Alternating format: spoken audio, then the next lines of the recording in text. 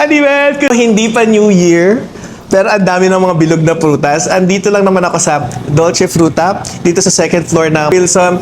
At dito mo makikita ang iba't ibang international fruits, either exported or imported.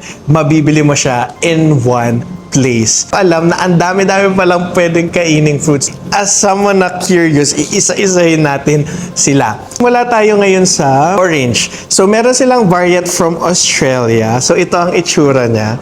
And pagka kinross section mo siya, ito ang itsura niya, be. Yan. Walang buto. Ang fresh. Ang tamis. Ang sarap orange juice na orange juice. 10 out of 10 tong orange na to. Hindi tayong variant na tinatawag nilang kara-kara. Mamula-mula siya.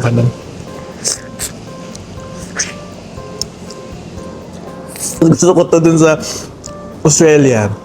Parang siya pumelo, pero orange yung lasa niya. Mas vibrant yung itsura. Then mas sweet na maasim. And meron din sila tinatawag na grapefruit. Yan. Pero ang cross-section niya, yan, pula naman. Para siyang amoy raspberry. Parang mga perfume. Tignan natin ito. Maasim siya kumpara sa iba. But this one has floral scent. Among the three, highly recommended ko yung kara-kara. Next is yung Australian orange. Tawag dito, Hass. Hindi ito available sa supermarkets and all. Kasi exclusive tong product na to sa pag-export sa ibang bansa. Cross-section. Ayan. Ang ganda. Iwan natin, Ben. Avocado. It's fatty. Oh my God, firm pala siya. Ayoko ng avocado, not until today. Ang sarap pala nito. Ang taas. Hindi 115 pesos, te. Meron din sa iba't ibang variants ng grapes. So, ito. Meron din sila nito. Parang candy. Alam mo yung candy na transparent?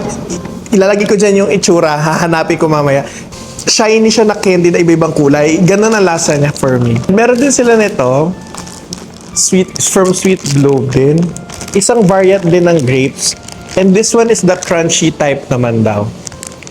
Seedless. Tikman natin. Akala ko, hindi ako mahilig sa prutas. Sa maling bilihan lang pala ako. Tapos, meron tayong cherry na 1,250 pesos per kilo. Imported siya. Galing